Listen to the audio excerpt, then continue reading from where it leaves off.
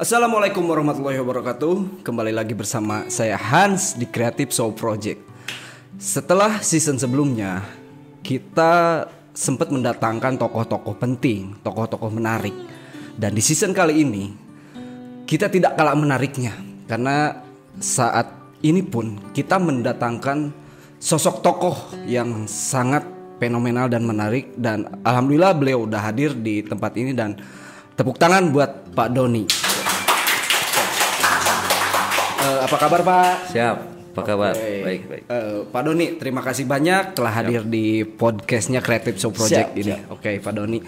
Dalam kesempatan ini nih, Pak Doni, banyak hal yang pengen saya tanyakan tentang mungkin pribadinya Pak Doni itu sendiri, dan Pak Doni itu saat ini tuh menjabat sebagai apa dan lain-lain mungkin ya. Dan yang paling menarik karena dapat kabar bahwa Pak Doni itu saat ini berada di organisasi KNPI, betul Siap, Pak? Betul. Oke, mungkin itu. Nah, mungkin untuk yang pertama Burhan atau Hans pengen Pak Doni memperkenalkan dulu diri bahwa Pak Doni itu sebagai apa? Silakan Pak. Siap. Assalamualaikum warahmatullahi wabarakatuh. Waalaikumsalam warahmatullahi wabarakatuh. Pemirsa sekalian, nama saya Doni Cahyadi. Kebetulan saya sekarang menjabat sebagai Wakil Sekretaris DPD KNPI Kota Bandung, Kang Hans. Wakil Sekretaris, oke. Kebetulan saya dijabat Wakil Sekretaris di bidang kerjasama dan hubungan antar lembaga. Oh. Nah, di samping itu saya juga masih aktif sebagai Ketua DPK KNPI Kecamatan Batu Nunggal. Wis, luar biasa. Tepuk tangan. Terima kasih. Luar biasa ya prestasi Pak Doni ini. Berarti saat ini sebagai wakil sekretaris dan menjabat sebagai ketua juga. Betul. Luar biasa ya. Dengan itu pun berarti prestasi beliau itu tidak kaleng-kaleng, pemirsa ya. Oke, lanjut Pak Doni. Ya, ini kan dalam organisasi selalu ada antara PO ya. PO, betul. Ada ART PO. Betul. Nah, kebetulan di KNP itu kan tidak boleh ada double jabatan nih. Betul. Saya didapuk sebagai wakil sekretaris itu pada saat kemarin hasil musda. Nah, KNPI Kota Bandung ini kebetulan sudah muncul ketua baru 2021-2024. Tentunya ketuanya ketua terpilihnya Muhammad Edwin Khalapi. Pak Muhammad Edwin ya. Betul. Nah, di kecamatan sendiri saya kan masih menjabat sebagai ketua DPK KNPI ini. Nah, periode saya sudah habis masa bakti saya, kebetulan nanti bulan ketiga atau keempat nanti bakal ada musyawarah kecamatan, ada pergantian ketua baru. Nanti ada yang menggantikan saya. Nah, Betul. tentunya melalui proses yang memang harus ditempuh gitu, sesuai ADART gitu kan. Oke. Mungkin ada pertanyaan nih Pak Doni ya. Udah berapa lama sih Pak Doni sendiri itu terjun di organisasi KNPI ini sendiri? Kalau di KNPI saya kebetulan tidak cukup lama juga ya. Betul. Saya menjabat di DPK KNPI Kecamatan itu kan masa bakti 3 tahun. 3 tahun. Nah, kebetulan saya didapuk sebagai wakil sekretaris di Kota Bandung itu nanti masa jabatan 2021-2024. Itu kan cukup lama. Lumayan. Tapi sebelum di KNPI ini saya alhamdulillah semenjak kecil saya selalu ikut organisasi. Oh gitu. Jadi udah ada tuh bakat dari kecil mungkin ya Pak ya? Gitu. Alhamdulillah gitu. Nah, dari semenjak SD kan saya ikut organisasi juga. Betul. Meskipun memang itu hanya sebatas ekstrakurikuler ya. Iya betul, di sekolah mungkin ya Pak ya.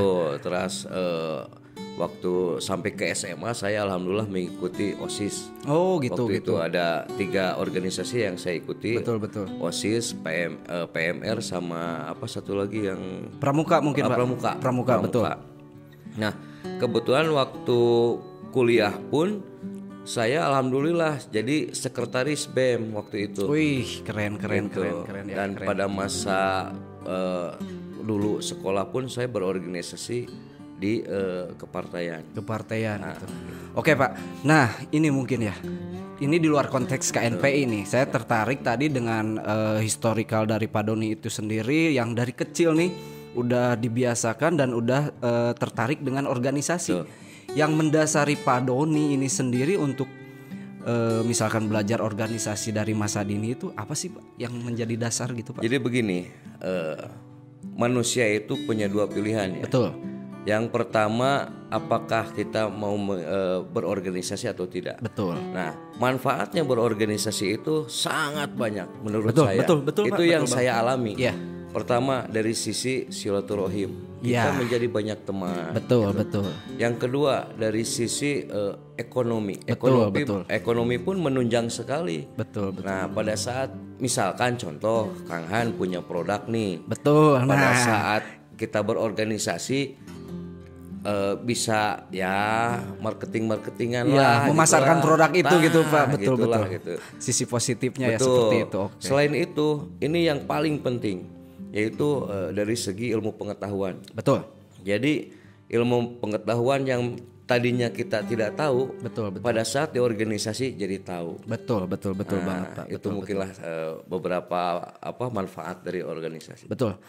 Menarik ya pemirsa semuanya apa yang tadi udah diutarakan oleh Pak Doni ini sendiri dari istilahnya bahwa kebiasaan kita berorganisasi itu membawa nilai positif kita ketika kita udah beranjak misalkan ke jenjang kuliah dan lain-lain.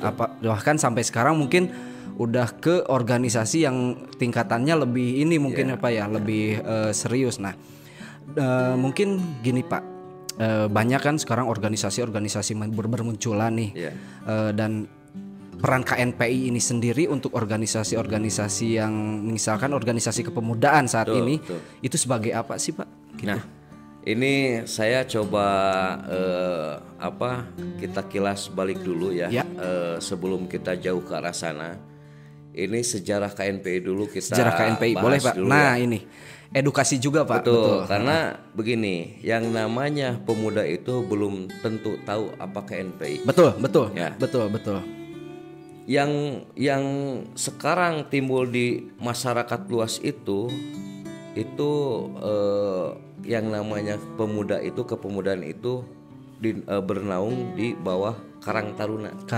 Ya. Ini yang mayoritas tahu ya. Sementara KNPI itu, padahal KNPI itu memang sudah ada semenjak dulu gitu kan, bahkan sudah diundang-undangkan gitu. Betul. Nah, KNPI itu bermula dari ide Ali Murtopo ya, Ali Murtopo itu di tahun 1973. Tahun 1973. Ya, sebelumnya itu sebelum KNPI itu namanya KNPI itu kami ya, Kesatuan Aksi Mahasiswa Indonesia. Oke, Nah, betul Pak. Pada saat 1973 itu berganti nama menjadi Komite Nasional Pemuda Indonesia.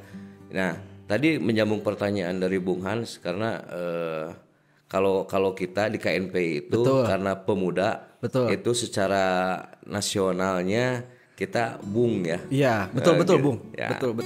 Gitu. Jadi menyambung dari pertanyaan Bung Hans. Nah, KNPI ini muncul atas deklarasi pemuda Indonesia waktu itu. Nah, mendeklarasikan bahwa kita mempersatukan diri untuk menyambut kemerdekaan.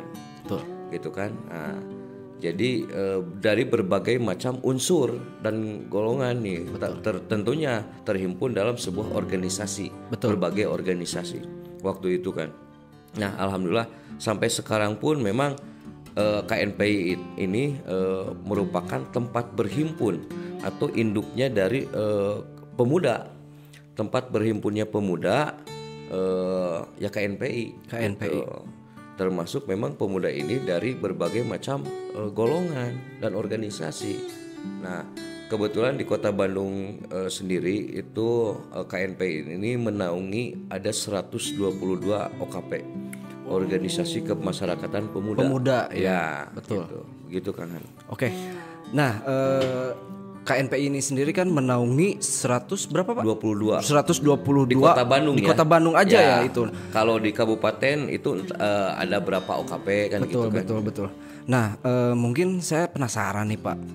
Pandangan Bapak sendiri ini pribadi Bapak sebagai anggota di KNPI ini sendiri tentang generasi muda sekarang nih, generasi muda sekarang nih.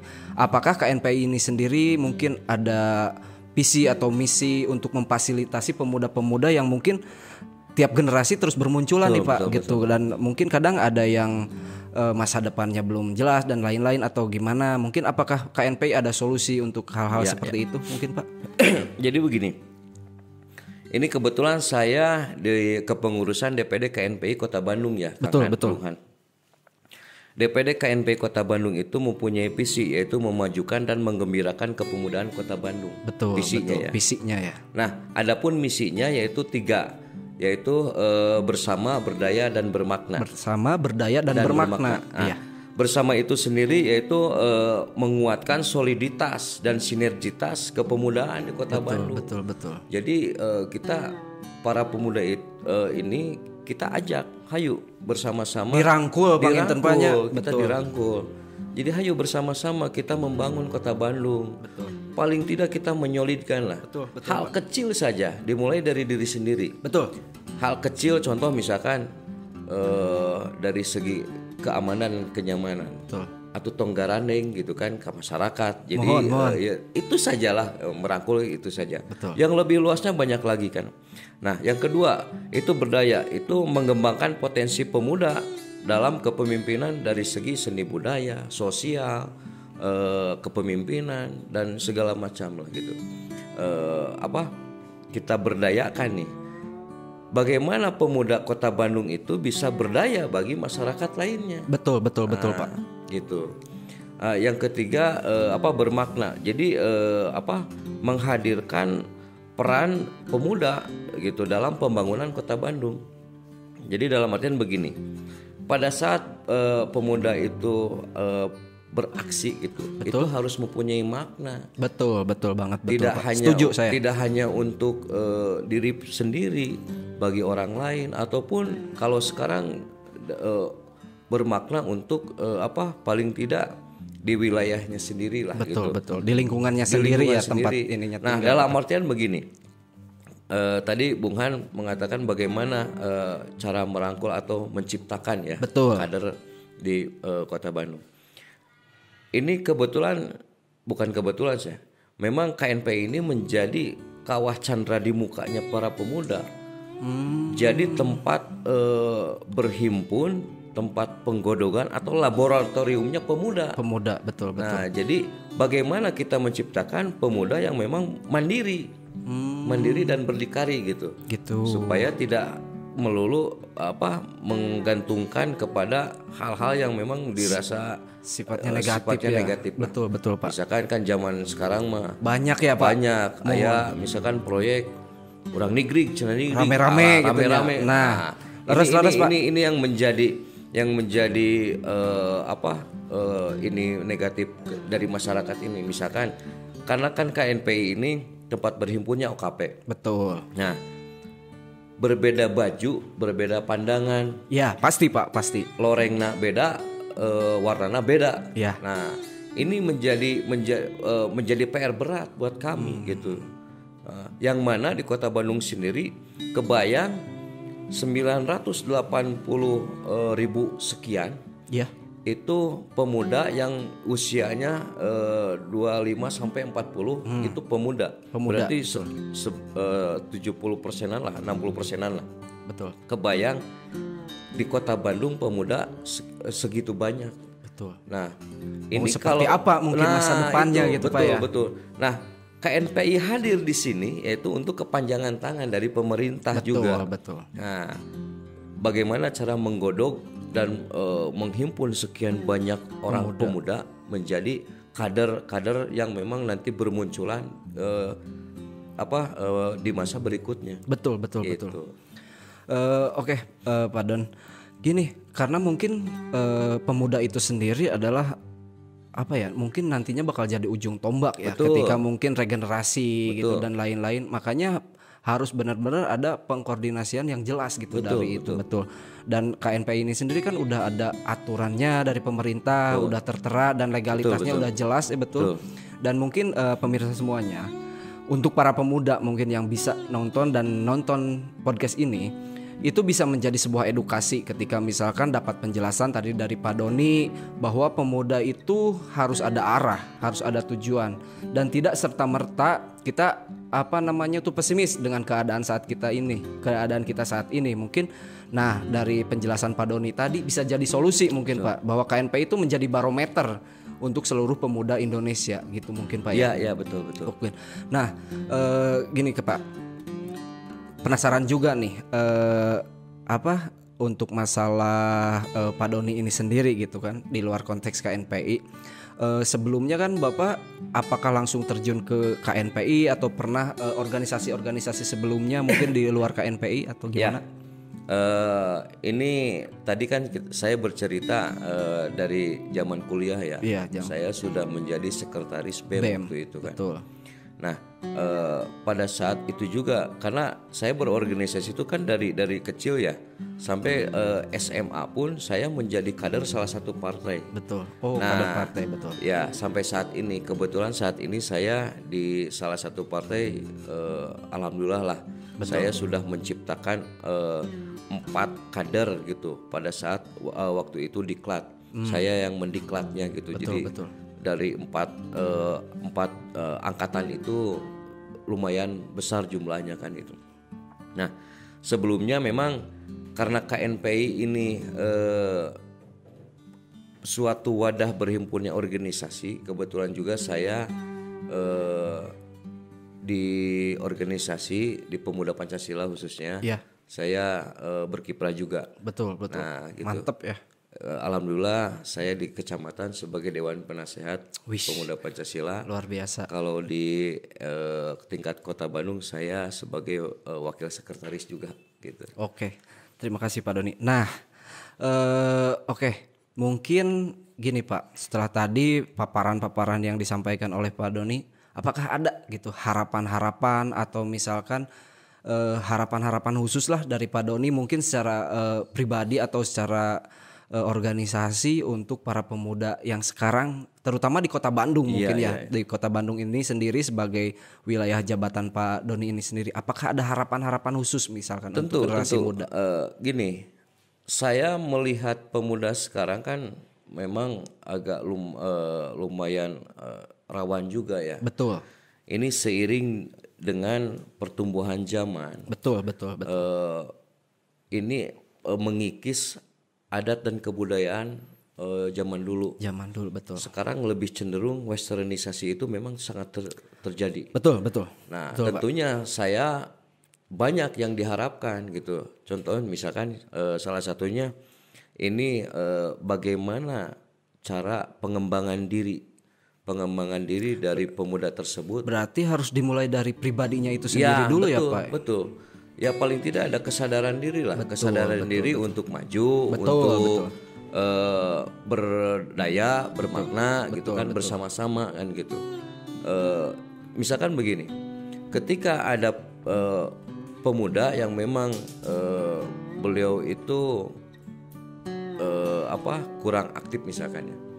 Ini harapan saya ini tidak hanya berdiam diri. Saya pengen ada pengembangan diri ke setiap tingkatan itu gitu dari semenjak dini gitu. Karena kenapa? Ini kita akan mengenal nanti tahun emas. Tahun emas itu kisaran 2045. 2045. Ya, kalau misalkan sekarang 2022. Ya, betul. Nah, kalau Kang Han sekarang umur berapa? Usia saya masih masuk pemuda sih Pak, 38 tahun. 38 nanti ke tahun emas itu berapa? Berarti ditambah 23 udah 62-an lah. 52. Betul, 52. Nah, pada waktu nanti 2045 itu kan tahun emas. Ya. Itu tahun di masa saat itu bakal menjadi tahunnya Kang Han. Berarti persiapkan dari sekarang gitu ya, pondasinya. Misalkan begini, saya lebih cenderung begini. Pada saat saya nanya ke Bung Han, ini Bung Han lebih cenderung kemana? Mau bisnis? Betul. Mau menjadi pengusaha? Mau menjadi politikus? Betul.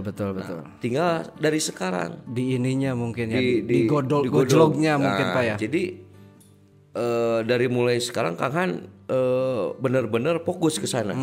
Nanti pada saat 2045 itu akan menjadi tahun emasnya Bung Han. Wih, ya, Gitu. ya. Nah ini sebuah Jadi ilmu Pak. tahun-tahunnya harus kematangan ya. Kematangan ya. Karena banyaklah pemuda zaman dulu pada waktu umur yang tadi 53, 52. Maaf nih ya. Banyak yang menjadi orang tua kan. Betul. Orang tua punten-punten yang tidak tahu menahu tentang organisasi. Betul. Terus tidak tahu menahu arahnya kemana. Arahnya, tujuannya harus kemana dan harus seperti apa gitu. Apakah mau luntang-lantung atau mau jadi apa kan gitu. Karena itu penting ya Pak. Penting sekali. Banget ya. Dan harus diedukasiin dari sekarang dan harus kita planning dari sekarang. Betul. Ini sebuah ilmu sih Pak. Pemirsa, jadi apa yang tadi dipaparkan oleh Pak Doni tidak hanya edukasi buat pemirsa semua ya. Bahkan ketika tadi saya mendengar pun saya menjadi tersadar gitu. Apa sih yang akan saya lakukan nanti ke depannya? Apa sih yang akan saya lakukan kelak nanti ketika saya mungkin udah menginjak usia 52 tahun. Nah itu baru tersadarkan barusan sama Pak Doni. Dan ini menjadi sebuah ajang edukasi. Mudah-mudahan dari apa yang tadi disampaikan oleh Pak Doni gitu bisa menjadi ajang edukasi juga buat pemirsa semuanya gitu Pak. Nah mungkin di momen terakhir sebetulnya masih penasaran saya Pak. Masih penasaran, banyak yang pengen saya utarakan, banyak yang pengen saya obrolkan. Cuman nanti bisa next di season selanjutnya. Nah mungkin di poin terakhir nih Pak sebelum kita tutup dan mudah-mudahan kita bisa bersilaturahmi lagi di episode selanjutnya. Apa Pak poin penting yang pengen Bapak sampaikan nih untuk pesan-pesan pemuda Bandung lah terutama Bang Intan? Jadi pesan saya yang terakhir ini kebetulan juga ya Kota Bandung itu didapuk sebagai Kota Layak Pemuda. Layak Pemuda. Betul. Kota Layak Pemuda tahun 2016 ya kalau nggak salah. Betul. Itu Kota Bandung didapuk sebagai Kota Layak Pemuda, berarti Kota Bandung itu menjadi barometer tentang kepemudaan. Betul.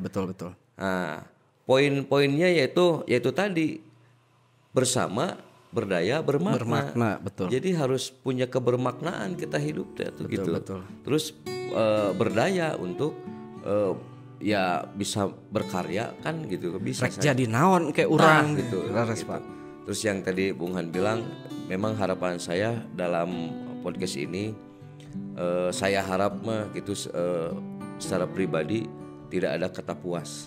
Betul. Harus Pak. Karena kalau membahas tentang kepemudaan, tentang organisasi itu tidak cukup dengan waktu yang sejam, 2 jam, 3 jam. Betul. Gitu. Saya harap Bung Han tidak puas nih. Sangat tidak puas Pak, sangat tidak puas. Oke diminum dulu Pak sebelum kita tutup. Cuman ada singkong Pak, kalau orang Sunda mah sampe, tapi ya hidangan paling enak ya, Pak. Itu makanan khas gitu. Ketimbang kita hidup di Kota Bandung, ayeuna dihadirkan makanan luar. Makanan luar. Berarti kita tidak menghargai ciri khas kita sendirinya Pak. Leres. Sampe dihajar Pak. Sampe pemirsa. Jadi biar bisa dimunculkan juga nih ke dunia internasional bahwa sampe ini atau singkong sangat luar biasa nih. Kita menghargai budaya dan makanan tradisional kita. Tradisional, tapi menarik Pak. Menarik. Oke. Khasnya Sunda ini. Khasnya Sunda. Oke pemirsa, mungkin untuk podcast kali ini kita cukupkan dulu sekian. Sebetulnya masih banyak sih kita yang pengen disampaikan, pengen diutarakan gitu Pak ya. Cuman mungkin karena keterbatasan waktu, dan insya Allah di next waktu yang selanjutnya kita akan hadirkan lagi Pak Doni, karena masih butuh waktu banyak nih, apalagi untuk generasi pemuda gitu. Dan itu penting Pak, itu penting banget. Dan pemirsa semuanya, Hans Creative Show Project mungkin saat ini mengucapkan terima kasih kepada Pak Doni, dan semoga di next berikutnya bisa hadir kembali. Dan saya ucapkan terima kasih banyak untuk Pak Doni, dan terima kasih dan sekian dari Creative Show Project.